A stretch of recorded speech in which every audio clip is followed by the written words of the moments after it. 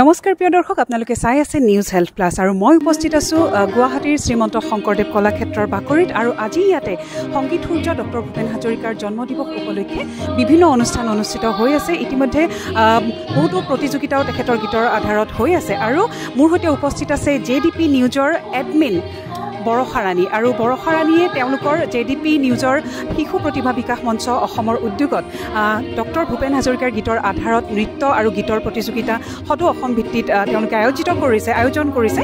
গতিকে বৰষা, প্ৰথমতে নমস্কাৰ জনাইছোঁ। নমস্কাৰ, মোৰ ফালৰ পৰাও সকলোকে নমস্কাৰ আৰু কৃতজ্ঞতা জ্ঞাপন কৰিছোঁ। আৰু বৰষা, আজি অসমৰ কিমান ল'ৰা ছোৱালীয়ে ইয়াত কম্পিটিশ্যনৰ বাবে ভাগ লৈছে? নৃত্য আৰু গীতৰ বেলেগ বেলেগকৈ হৈছে, সেইকাৰণে নৃত্যত চাগে 100 মান হৈছেগৈ আৰু গীততো তেনেকুৱাই হ'ব। এই যি প্ৰতিযোগিতা মই দেখিছোঁ যে অসমৰ বিভিন্ন ঠাইৰ পৰা ল'ৰা ছোৱালী আহিছে, আচলতে আটাইতকৈ ভাল লগা কথা যে সুধাকণ্ঠৰ গীতৰ প্ৰতি যিটো ভাল লগা, গতিকে ল'ৰা ছোৱালীয়ে সুধাকণ্ঠৰ গীত ইমান প্ৰাণ ঢালি গাইছে আৰু সেই তেখেতৰ গীতৰ ওপৰত আধাৰত যিসমূহ নৃত্য তেওঁলোকে প্ৰস্তুত কৰি আহিছে, সঁচাকৈ খুব চাবলগীয়া। গতিকে এই যে নৃত্য প্ৰতিযোগিতাখনৰ কাৰণে ইমানবিলাক ল'ৰা ছোৱালী ঢাপলি মেলি আজি আহিছে, কিমান দিনৰ প্ৰস্তুতি বা কেনেকৈ ধৰণে প্ৰচাৰ কৰিছিলা?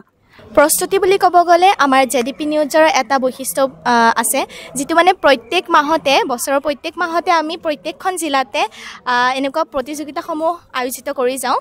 এইবাৰ যিহেতু আমাৰ ডক্টৰ ভূপেন হাজৰিকা দেৱৰ জন্মদিনো পৰিলে, সেইবাবে ভাবিলোঁ আমি ভূপেন হাজৰিকা দেৱৰ গীতৰ আধাৰতে নৃত্য গীত সকলো অনুষ্ঠান এটা পাতোঁ। সেয়েহে আমি এইটো পদক্ষেপ ল'লোঁ। এনেই আমাৰ JDP নিউজৰ মূল উদ্দেশ্য বুলি ক'ব গ'লে আমাৰ JDP নিউজে অসমৰ চুকে কোণে সোমাই থকা, গাঁৱৰ চুকে কোণে সোমাই থকা সৰু সৰু প্ৰতিভাসমূহ বিকাশ কৰাৰ এটা মঞ্চ বুলি ক'ব পৰা যায়। ঠিক আছে, ধন্যবাদ জনাইছোঁ আৰু শুভেচ্ছা জনাইছোঁ। JDP নিউজে আৰু আগলৈও খুব ভাল ভাল কামসমূহ কৰি যাওক। ধন্যবাদ বৰষা। ধন্যবাদ।